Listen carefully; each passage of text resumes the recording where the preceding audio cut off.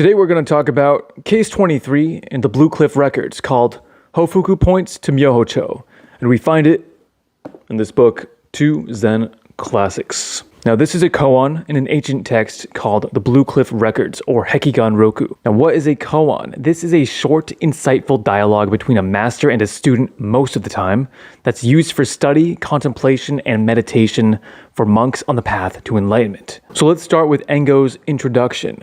Now he was one of the two Zen Buddhist masters that composed the Blue Cliff Records. And the most important thing you need to know from the introduction is where he says, in Zen training, the degree of one's attainment and progress is known by one's words and phrases, one's attitude and actions, one's coming and going, and one's asking and responding. This is a major theme throughout the whole literature. It's about expressing your Zen spirit, called Zenki. Alright, so let's get into the main koan, the main subject here. It says, when Hofuku and Chōkei went out for a walk, Hofuku, pointing with his finger, said, "This is Myohocho." Now Myohocho, Mount Myohocho, this is a symbol for the ultimate reality, for nirvana. In the Buddhavatamsaka Sutras, the Buddha Garland Sutras, the peak represents absolute samadhi, or the state of nirvana, which goes beyond perception of the world. The translator Katsuki Sekida shares the context of this story for the purpose of providing details about Zen. So all you need to know is really that there's a monk named Zenzai looking for a master named Tokun, who never descends the mountain. He's ascending the mountain to study with this man named Tokun, and he's unable to find him for 7 days. But once he does, he meets him on a second mountain peak, not the first. Now Sekida tells us that the 7 days represents the 7 senses of consciousness: seeing, hearing, feeling, tasting, smelling, and the 6th, which is knowing in Buddhist philosophy, as well as the 7th, which is reflecting, which isn't explained in this text. Absolute samadhi is attained when these senses are all transcended.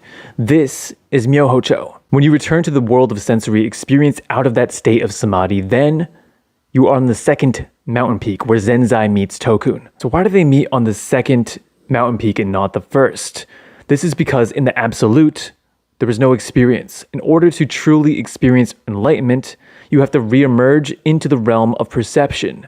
Hence, Sekida says, one can for the first time truly meet others. This new way of life is called positive samadhi, also known as Dharma Mega Samadhi in the Yoga Sutras of Patanjali. The key point to take away from this section though, and for the koan as a whole, is where Katsuki Sekida says, in one's experience of realization, one finds Myohocho everywhere.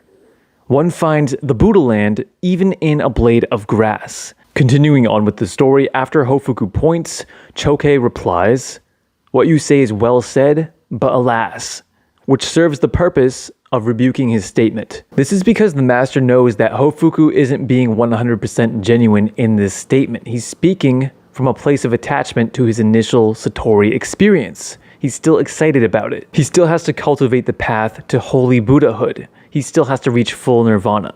Because in Buddhism, they teach that there's 4 levels of enlightenment: Sotapanna, Sakadagami, Anagami, and Arahant. So although Chōkei agrees with the truth of what Hofuku is saying, everything is Myohocho, what he's doing is showing him the deficiency in his chitta, his mind.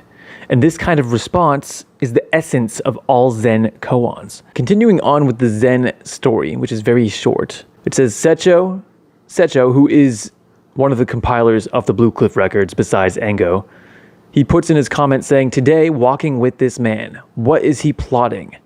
And that's just reiterating what I just described about Hofuku's mental state being deficient. And then he continues on, "I don't say that we do not find such men as this once in 100 or 1,000 years, but they are rare," meaning enlightened people are rare. And then it continues, a monk related this to Kyosei, who is the chief disciple of Seppo, along with the other 2 monks, Hofuku and Chōkei. And he says, "But for Chōkei's remark, the field would be littered with skulls." What this means is that since Hofuku was speaking from an incomplete standpoint, if other monks were to follow his example and remain at that level of understanding, they would fall short of true life, which is nirvana, and figuratively die, thus littering the field with skulls. The last important point in case 23 is given to us by Sekida, who says, It may be suggested that Hofuku was perhaps testing his elder Chōkei, and a Zen story may indeed admit a number of interpretations. Although the koan and the commentators steer us in a certain direction of interpretation,